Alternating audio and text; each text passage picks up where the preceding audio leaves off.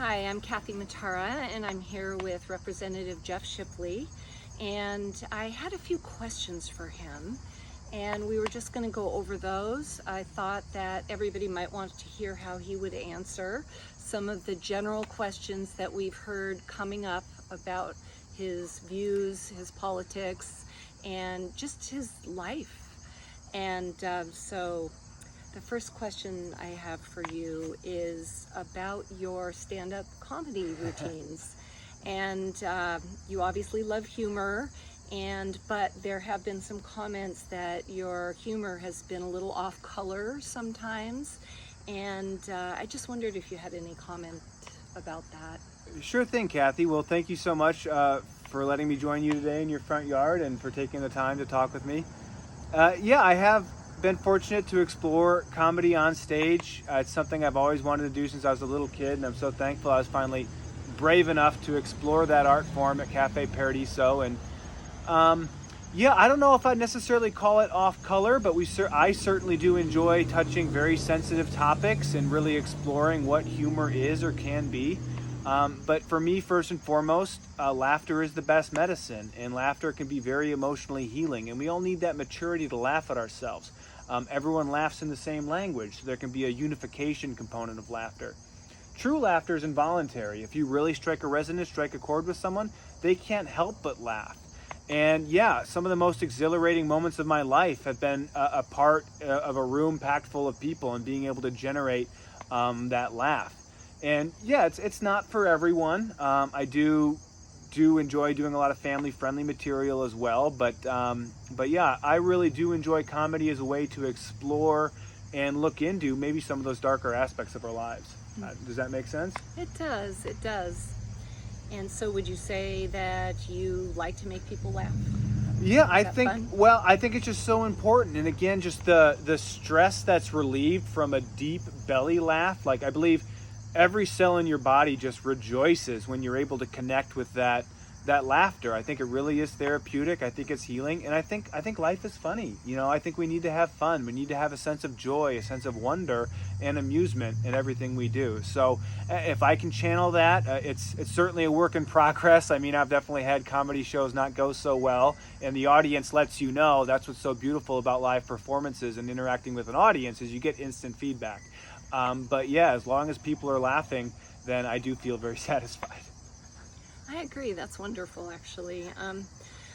I have heard a few people question whether you are okay with the transgender community, thinking that you dislike or you don't support fully the issues regarding transgenders. Could you comment upon that? Wow, yes, absolutely. So when taking this job as state representative, there's so many really important issues, and probably issues what I call crisis of identity. Certainly gender identity disorders have been among the most challenging, most complicated, most heart-wrenching issues to walk through. But I will say unequivocally that I harbor no ill will for anyone. I sincerely believe in unconditional love and kindness for every single human being. And that's our birthright as children of God, and my duty as a man on this planet to live in love and offer everyone love of my neighbor as I love myself. And I do believe, just again, going back to my comedy being a source of authentic expression, every single person needs the freedom to express who they truly are. And so that's just kind of, I want to focus on that and really drive that home, that I really do believe in unconditional love and kindness. These issues are extremely complicated, and I am very thankful for the people in the community who've dealt with these issues, who are going through a gender transition, who've talked with me personally. I just am so thankful for people who are willing to discuss and flesh out really complicated subjects. Thank you. That's really nice. I'm wondering if there's been any specific issues that have come up in the legislature. Yeah, absolutely. So there's been a lot of very controversial gender-related topics, gender identity-related topics in the legislature. I've taken a vote on one of them. There's probably been at least 7 different bills. But just because I know your time is important, I want to share with you the bill that I authored. Well, so before I get into this, real quick, the vote on the Human Services budget in 2019 was related to requiring governmental entities to pay for gender transition therapy. And we just clarified, because it was a subject of lawsuits, that no, governmental entities are not required as a matter of law to finance gender transition or surgeries. But I will say this, that to the best of my knowledge, the Department of Corrections is still paying and furnishing gender-related treatments for their prisoners. Now, that's gender issues in the prison is an extremely complicated topic, but just wanted to share a little bit about that vote that we took in 2019. Now, it's a very difficult topic because it's very personal. It's real. The pain and the suffering is real. I mean, when a young person or any person takes their life, it leaves an inconsolable black hole of grief and doubt in a community. And so we've experienced this firsthand in Fairfield, and I've experienced this. I witnessed it. So what I wrote is House File 2274, which is an act requesting an interim study committee on gender identity and suicide. And so this is the bill I wrote, and I'm happy to get you a copy of this, but it's online.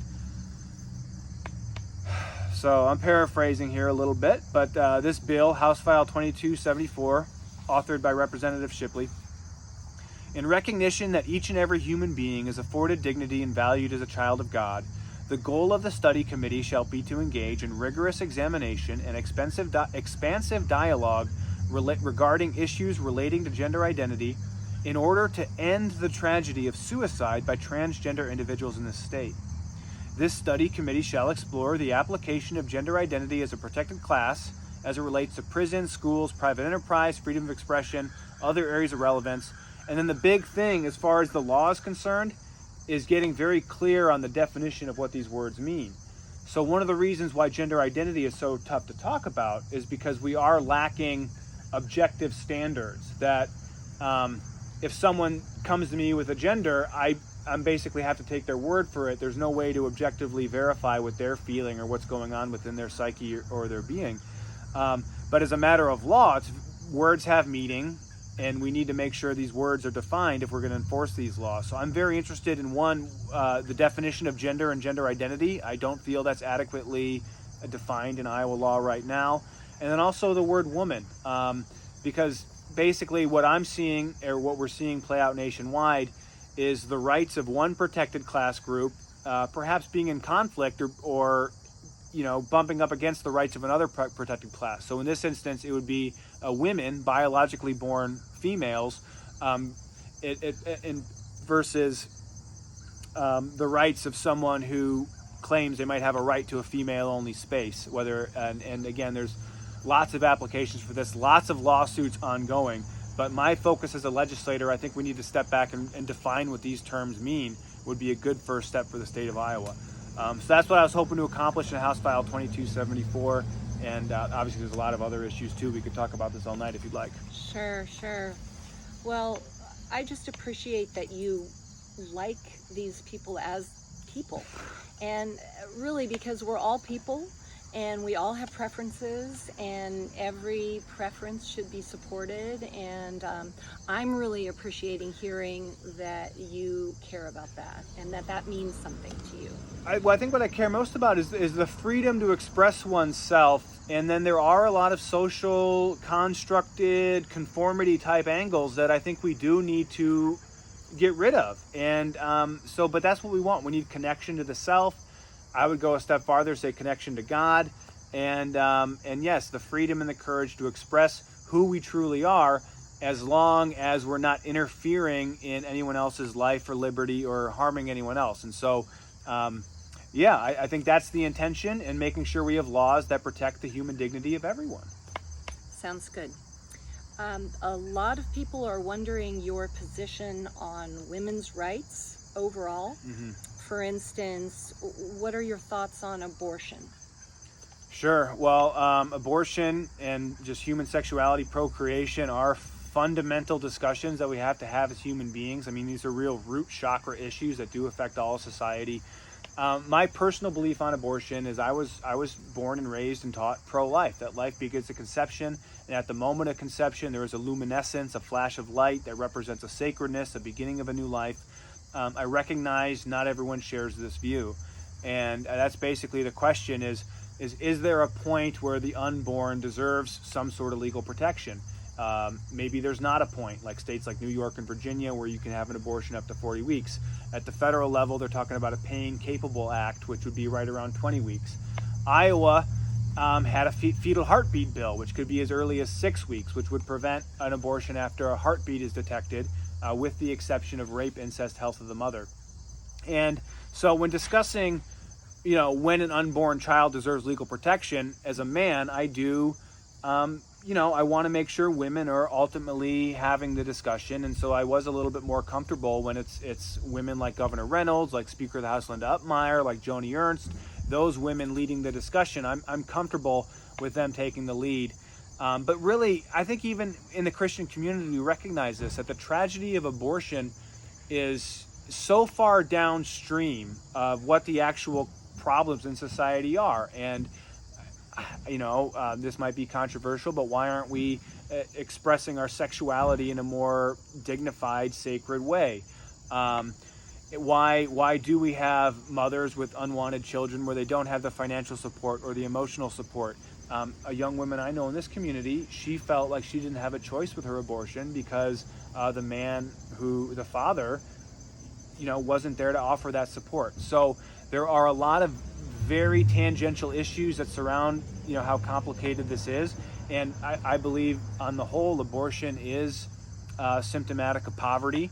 And the more we can uplift people to ensure they have the financial resources, the emotional resources, all the tangible support they need, and we as a society can say, if you choose to bring your child in the world, it's going to be met with love. It's going to be given every opportunity to succeed, and everyone's going to be cheering you on and the child. And obviously there's going to be some stress involved, but we need to do a much better job as a society caring for the children, and certainly after they're born. So hopefully that provides a little bit more perspective on how I approach the issue and just how complicated I see it. Is there legislative issues specifically that you've voted on or taken a position on that you could share? Yeah, so it's very interesting to see how this abortion discussion comes up politically, because I don't serve on the United States Supreme Court. I don't serve on the Iowa Supreme Court. The vote I did take this year was for a 24-hour waiting period from having an abortion. And the other issue we were discussing was a constitutional amendment. So what happened is that fetal heartbeat bill got struck down. So in Iowa, you can still have abortions through 20 weeks. And what the conservatives were trying to do was to clarify the Constitution, because people are very concerned about full-term abortions through 40 weeks. They're very concerned about taxpayer-financed abortion, where even pro-choice people I speak to aren't necessarily comfortable with late-term abortions or taxpayer-financed abortion. So there are, again, a lot of issues. And then the constitutional amendment, the way that process would have gone is it would have had to been approved by the legislature, approved by the next legislature, and then voted on by all the people. And then there would have had to been a court case after that to trigger the law and reset the precedent based on the new constitutional amendment. So a very long process with lots of checks and balances on the way, lots of opportunities for voters to give direct input. But yeah, so that's kind of been the votes I've taken, and the kind of angle on it of where it is now. Because again, so that's, I don't know if that helps you understand where things stand right now. It does. And it sounds to me, and correct me if I'm wrong, that it's not that you're trying to prevent women if they need to protect, the safety of a child by aborting it, because it wouldn't be coming into a healthy, happy family that could support it, provide for it, and the woman made that choice. It's not that you would do anything legislatively to try to stop her from taking care of what she needed to do. Is that correct? It's certainly not my priority. The argument would be that if this constitutional amendment did get enacted and we did become, a hardcore pro-life state, that then a woman in that situation would have to go to Illinois or find another solution. So that is a possible thing that could happen that I would supposedly be complicit in. But just personally, one, I want to respect everyone's decision to, live life as they see fit. I do believe in reincarnation. But I do believe that abortion would be a mistake and that the woman would be better off if she was met with community help. So I just, want to do it through demonstration and demonstrating that, hey, the love is there. And no matter what you decide to do, we are going to love and support you. So it's an extremely hairy issue. And if you say one wrong thing, you really, it's easy to upset a lot of people on this. So that's why I have been focused on overall quality of life issues. And then most importantly, I think the most important part of my pro-life position is in utero exposure to toxic chemicals.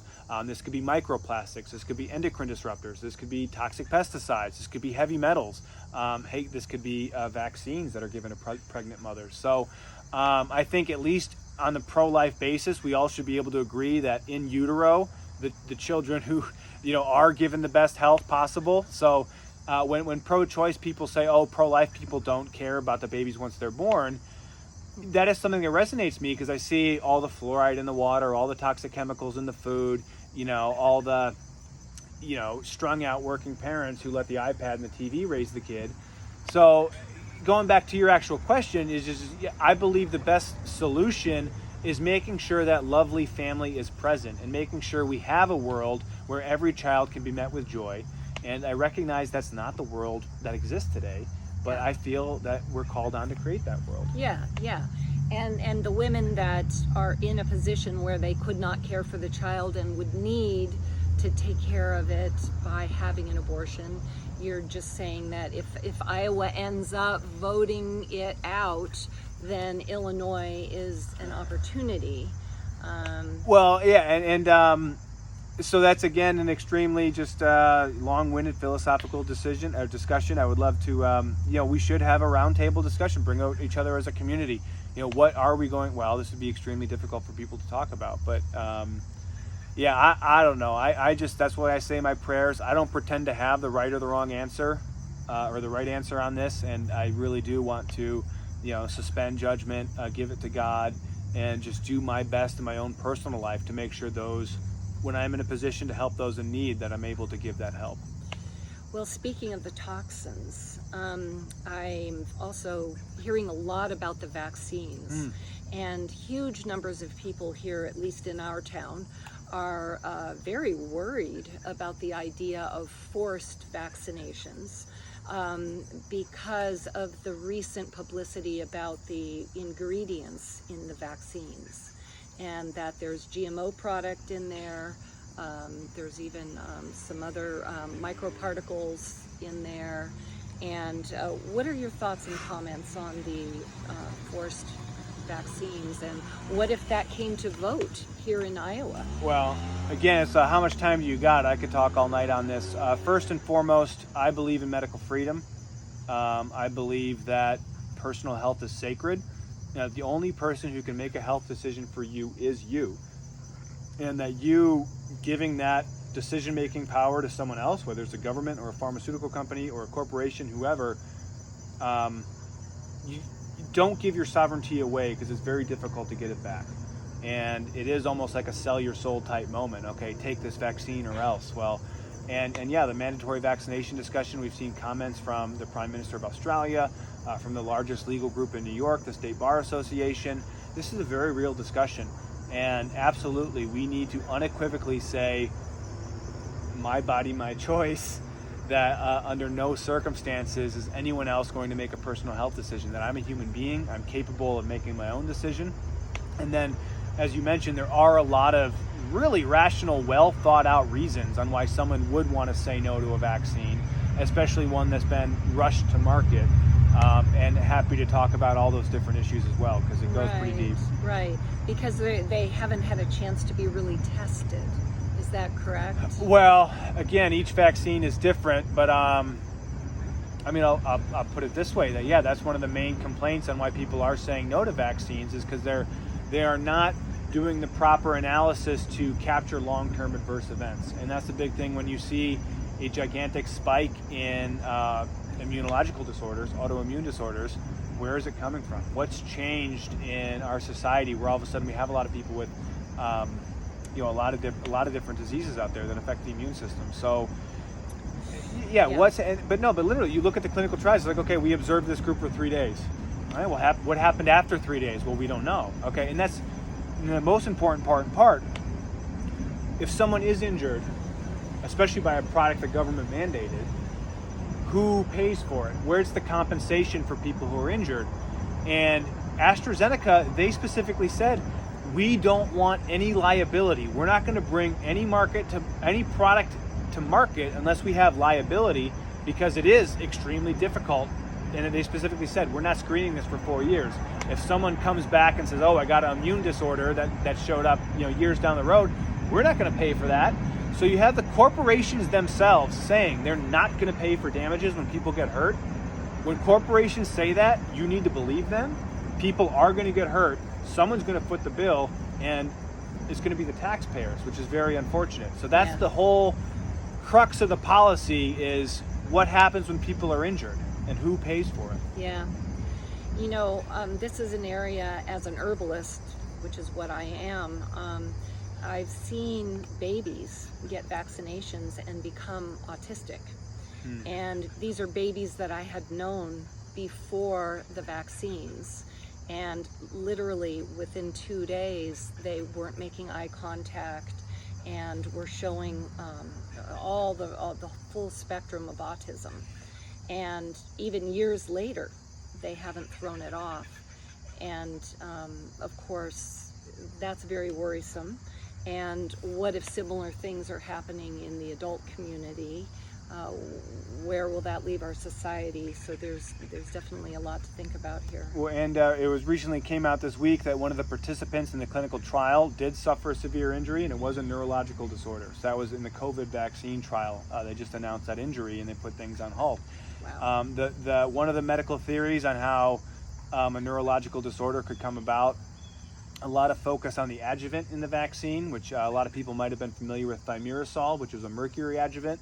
That's been removed from the market somewhat. There are still thimerosal containing vaccines, but the more common adjuvant is aluminum. And the question is, once this aluminum is injected in a child, how does it leave the body? Where does it go? And is it possible it can cross the blood-brain barrier and cause that brain swelling that results in regressive autism or a neurological disorder, however you want to define it? But I wish that was an uncommon story. I've heard that quite a bit. You say, hey, Representative Shipley, I highly suspect that this pharmaceutical damaged my child in a very severe way, and the doctor doesn't want to admit it or talk about it. There's nothing the school can do. What can we do to help these kids and make sure it doesn't happen again? Yeah. And again, these are all things that are being actively litigated right now, and so it's just, again, a big rabbit hole. I'm doing my best to learn about the vaccine court, to learn about the laws that are governing this and all the different cases. There was an autism omnibus before the vaccine court in 2008. Unfortunately, at that time, the court rejected the causal connection. But there was a vaccine case that did receive compensation for autism. Unfortunately, this is how it's so rigged. The vaccine court doesn't let you admit the same evidence across cases or whatever. So there's extremely high standards for admitting evidence in a legal case. And it's just, again, one of the ways that the system is set up to frustrate people who are injured, and the government's working for the pharmaceutical companies. And that's just so clear to me. And for the people who, I hate to say it, but haven't learned all the laws governing vaccines, aren't aware of all the different research incidents where people really did get hurt, and they give people a really hard time. It's very sad to see all the vitriol on the issue. And I think medical freedom, vaccine safety, probably above all other issues. I want my campaign to lead that discussion and to be a voice on those issues. Yeah. Well, that's great. I think that's real important. I think the reason many of us, like you as a representative, is that you are falling on the right side of these type of issues.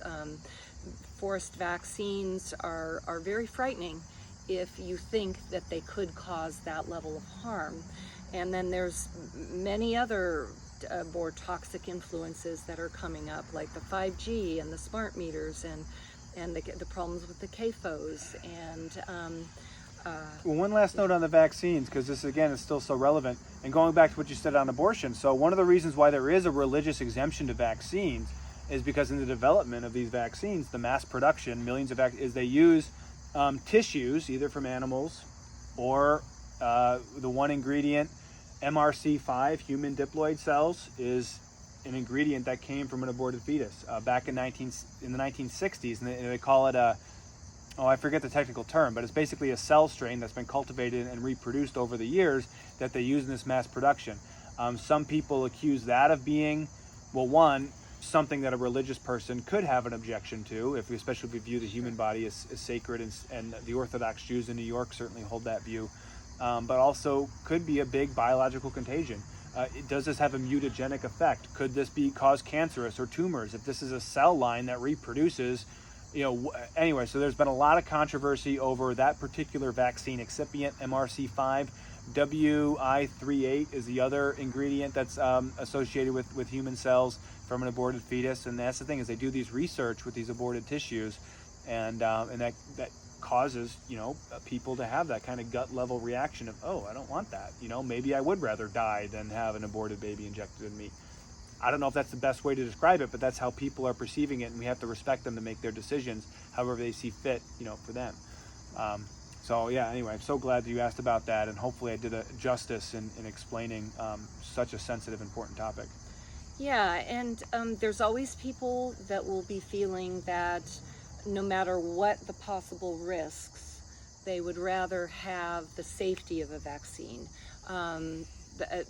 Just assuming that the COVID is maybe very much more risky than the toxic influence from the vaccines. I'm curious how you would weigh out those two sides. Well, so I love this. That's a beautiful question because you addressed it so well. But I just want to take a quick spin on it, where one of the other controversies, are these vaccines being tested against a placebo? And the answer is no, they're not being. And even in the certain medical literature that references the placebo, it's never a true saline placebo. So in the medical literature, you really have to get specific. Okay, what are they talking about? How do they define these things in the endnotes and stuff? But the placebo effect is real. And that's the funny thing with all these pharmacological products is, can it beat a placebo in a randomized clinical trial? Sure. And even for all these depression drugs, yeah. If you test an antidepressant against exercise or healthy diet, they're both equally effective. One's just you're able to put a patent on and mass prescribe, and of course, exercise takes some willpower. So I would even love if we could just get these vaccines tested against a placebo, because a placebo is effective when you're able to create that in the mind. I think that's really what we want to focus on for creating health, is realizing that emotional health is the foundation of physical health, and your mental attitudes and your mental beliefs really do have a big impact in your body. So because a vaccine that hasn't been, that's why I brought it up, because I believe that these vaccines could be potentially worse than a just saltwater placebo or saline placebo. And right now, what I know about the risk of coronavirus for my age group, I feel very perfectly safe. Where I take a vaccine, it does feel like a game of Russian roulette. And I'm friends with a lot of people on Facebook and social media, so I get a pretty constant stream of when vaccine injuries occur, and when there are a lot of different support groups and people getting the message out.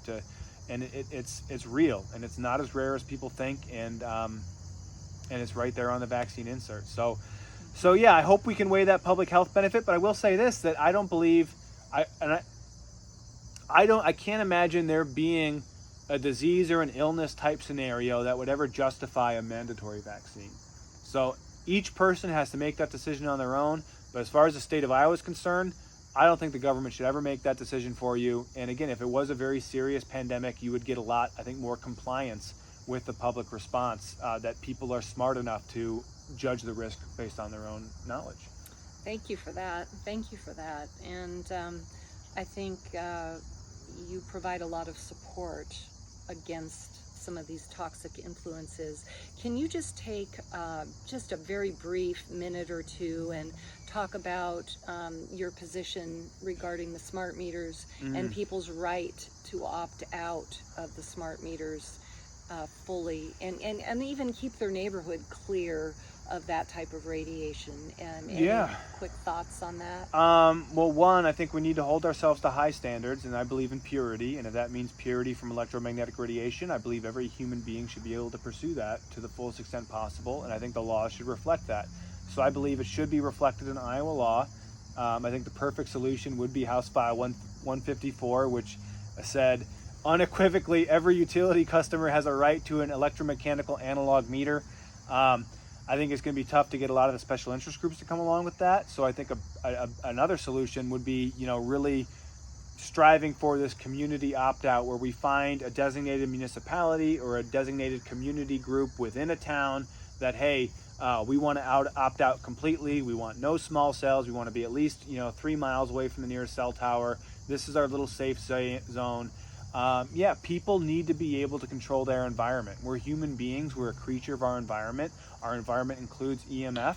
So as individual sovereign beings who are empowered, absolutely, especially if they're installing that on your house or on your premises, you're the utility customer. The customer is always right. We need to tell the power company, the water company, what we expect from them. It should never be the companies telling us what we must settle for. I agree. Sounds good. Well, regarding the 5G, a lot of people have said, well, how bad could it be? It's Great question. It is a very strong signal when they get up into the gigahertz like they are planning to do and have done already in certain areas. And people, once again, it's completely untested, these areas, with the exception of, the gigahertz are used for crowd control and also even weapons. But they haven't really been just tested on animals, plants, bees, people.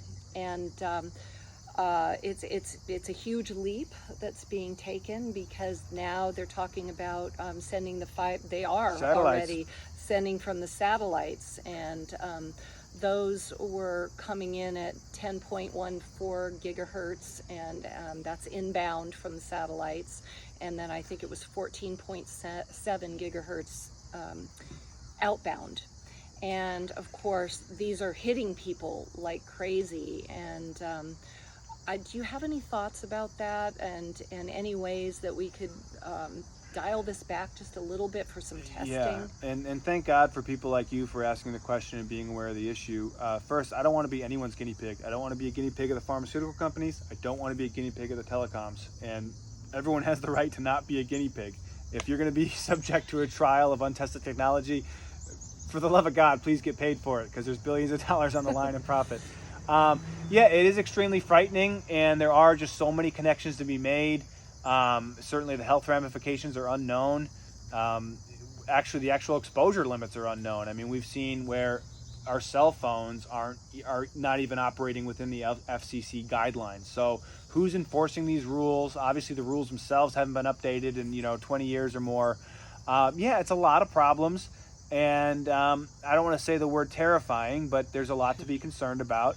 And there's just so much to your question, and it almost like strikes as like these kind of mad scientists playing these experiment in the world. Like, who's stopping Elon Musk or Bill Gates, whoever, from launching all these satellites up there, treating the world as their kind of experiment where they can zoom in and harvest data from all corners of the planet. And that's, I think, the thing too. It's just like it's digitizing the human experience, where we're not human beings in Earth and nature. We're just a digital bit in this system, and just being harvested by these other entities. So I don't like don't like the physical EMF exposure, and I certainly don't like the data component of just, again, degrading and dehumanizing humanity. Doesn't feel good. So. A lot of people have been saying that if you ever have carried a cell phone, then you have no grounds for being against smart meters or against any other form of excess and constant radiation, such as the cell towers and the satellites. But also, many people see it the other way, is that maybe minimizing, even if they occasionally are willing to risk their health with a cell phone signal, they can also turn that cell phone off, whereas you can't turn off the satellites or the True. smart meters. And also there's cumulative effects. And a lot of people would like to reduce the many layers coming in.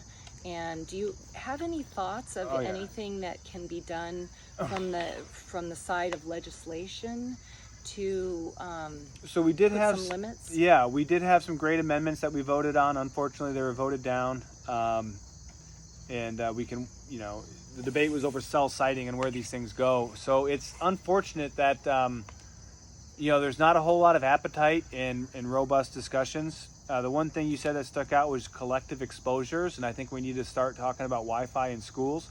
And I think, again, just there's power in consciousness, there's power in awareness, there's power in intention, and there's power in being deliberate in deliberation and deliberate action.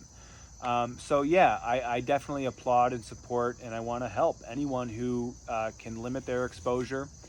And yeah, there's been lots of different ways to go about this legislatively or politically, and it's a tough one to crack, but we need to start having the conversations, and we need people who can practice what they preach, and yeah, to the fullest extent possible. So I have a cell phone. I have an EMF guard on it. I do keep it far away from my face when I'm talking on it. I try to keep it far away from my testicles at all times. And I remember even back in high school, when we first started getting cell phones. This is the thing, these technologies have been around for like less than 20 years. And back then, I remember like, oh, don't keep it in your pocket. It's going to fry your nads. And that was basically what we knew as common knowledge when I was 16 and 17. And we still kind of know it. We've just completely disregarded it. So, yeah, we all need to be doing a lot better. Yeah, we'll see how these issues come up. I am sad our amendments got voted down, but safety is a priority, and it starts at the local level. So I would, again, encourage people to connect with our local school board, especially when they're talking about investing in broadband infrastructure and technologies. And it could be as simple as, hey, the kids only have the Wi-Fi on for an hour a day. Or maybe we do want hardwired connections for each device in a select number of classrooms. So you could have, hot classrooms versus internet free. And even with all the learning tools, I mean, even though we have so many great smartphones and devices and iPads, I don't think you can ever replace a physical book and a pen and paper. So like getting down to the basics and really connecting with just, the simplicity, because all these real digital, I mean, it gives me the creeps. And we haven't even talked about social media addiction, about how the blue light is disrupting our circadian rhythm, and just how all the other unhealthy aspects surrounding this technology. So yeah, it's just such a deep dive, and we need to start exploring these topics. Yeah, I know a lot of us are excited about the opportunity for you to become rep again, because you're such a doer. How many bills did you say that you submitted?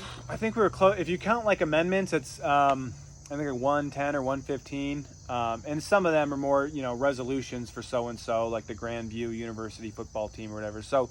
But most of those, it's over 100, and most of them are on pretty substantive topics. On the vaccine topic, we had I think 5 or 6 bills over 2 years. On the smart meters and 5G, I think that was 5 or 6 different bills. So a lot of different legislative initiatives, a lot of different very complicated topics, and yeah. Now, thankfully, for the things I've done that I'd say proud of or happiest with, it really was taking direction from the community. And so for House File 154, when it felt like I was able to pick up the baton from people like you and people like John Brown and Kurt Hansen, who initially drafted this bill, where, okay, the community's behind this, and that makes me feel like I have wind behind my sails to actually get something through subcommittee and drive the discussion home, where I can look my colleagues in the eye and say, hey, our community wants this done. The other example of that was the alternative healthcare bill, House File 332, I think, basically relating to aromatherapy, Reiki, Ayurvedic, just other, Japanese mushroom healing, just all these other healing modalities that challenge allopathic medicine. Basically making sure that those practitioners have license to operate, as long as, again, they have the full informed consent of the patient. I believe that's freedom. So that was another issue where we got 9 co-sponsors, the most ever. And it was because we had a dedicated group of people in the district and also connected across the state that were fueling that fire. So yeah, I'm happy to take all the issues on that I can, but it's really when the community comes behind and gets involved is when we can really make progress. Yeah. And I have noticed your receptivity to suggestions from the community, and I think that we appreciate you for that. Well, even the Wi-Fi in school thing. So 2 years ago, you just said, hey, we got to figure out Wi-Fi in schools. I'm like, well, that's a little bit hot. I don't know if I can go there. But then I did the research over the last year and a half. I was like, oh yeah, that's actually a really great place to start. We need to do that. Why haven't we done that yet? So I have to be receptive. We have to be open, and I don't have the answers. And I guess the position as representative is literally just to take whatever you guys give me and do the best I can with it. Yeah. It appears to me that your overall perspective is that you want to represent the desires of the community, and that you do your best to be receptive when suggestions are made, and that when people come to you, you actually take that into consideration and that you will run with it. Well, let's talk about how great the community is. I mean, Fairfield is a global leader on so many important issues, you know, going back from the GMO and the science involving that, where, again, back in 2005, it was kind of, oh, what's Fairfield up to? But by 2010 and 2015, everyone's following our lead. So I think Fairfield is about 10 years ahead of everyone else. And I think I kind of see that with the EMF concerns, where a lot more people are starting to raise these questions. So we live in such a great community, and that's true for Davis and Van Buren County too. I mean, these fifth generation farmers, people who love the earth, who cultivate the earth, who feel connected to the land, who do believe in tradition and, you know, working hard and providing for their families. Like, we have so many great people that I get the best of both worlds on just the unity and diversity, right? I feel like we have to connect to everyone, and we have so much to offer. And I could talk, again, just how much I love Fairfield, and thinking back to when I moved here as a 22-year-old in 2011, and just how much growth I've had and how much I've learned along the way, where, yeah, it's a small town, but there's so much depth. And you can walk in the park and come across someone who's a master in who knows what, but something important. And there's just so much depth to explore. So, yeah, Fairfield's awesome. And I mean, how do you not fall in love with this place when you go to the local coffee shop and you're able to get organic milk or cream from the dairy that's just a couple miles outside of town?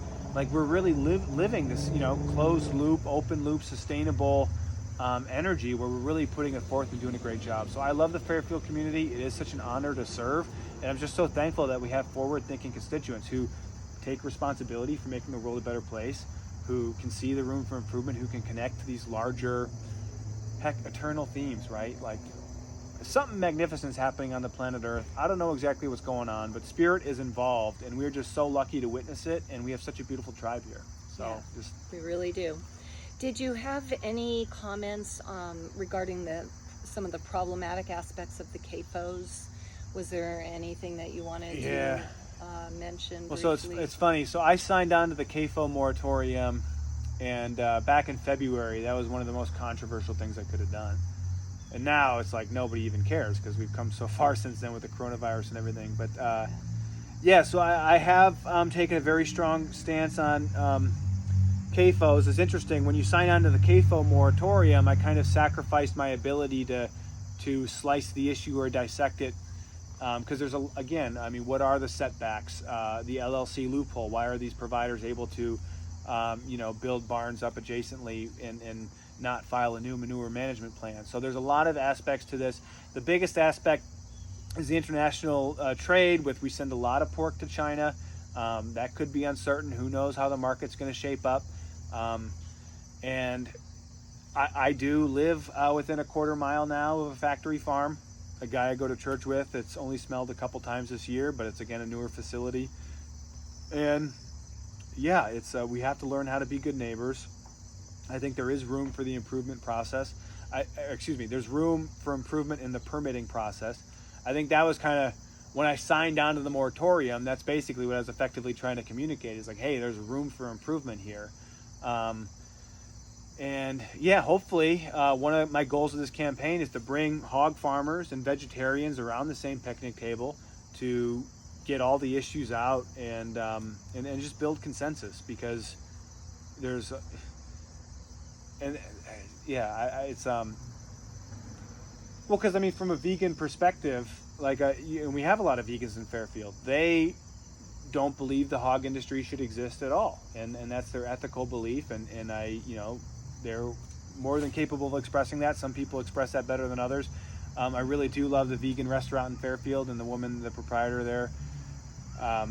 But yeah, I don't know. So it's another can of worms, the CAFOs. But again, I think that's one of the reasons why people love Fairfield, is because we have been on the cutting edge of these agriculture issues, and factory farming is one of them. And we need to make sure that our countryside is not polluted, and that we're not degrading our natural resources, that Lake Darling is pristine, clean water to swim in.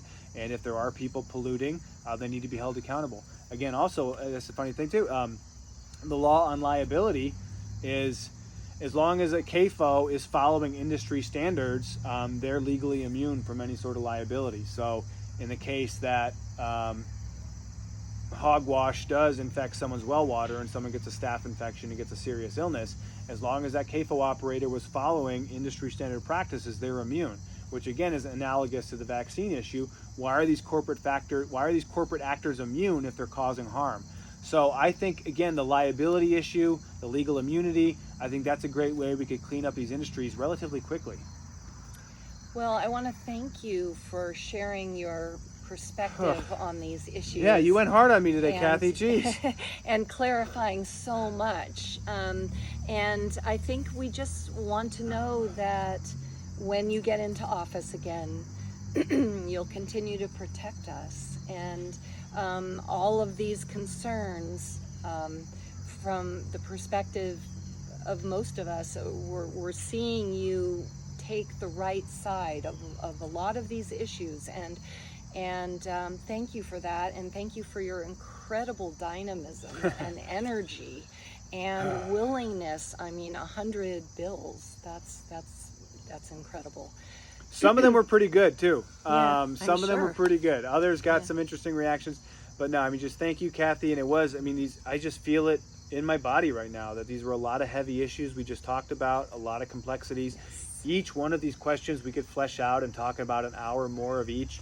But it is, and that's what we got to do. We got to have these discussions. We got to come together. We got to get this round table and just build consensus. And if not build consensus, we don't have to agree. We have to build consensus on how we can share the same town harmoniously. Because I think that's what I view as the biggest political problem, is people aren't communicating, and they're not collaborating. Where it's the communication we have is it's an us versus them. I'm right, you're wrong. I'm smart, you're stupid. You're putting everyone else at risk. I'm keeping everyone safe. Like, that's not discussion. That's just schoolyard bickering. And we need to have actual adult conversations. And I appreciate you for being a leader in that. Well, thank you. And why don't we sign off for now? Thanks, Kathy. Wow. All right. We'll do it again soon. Thank you, everyone.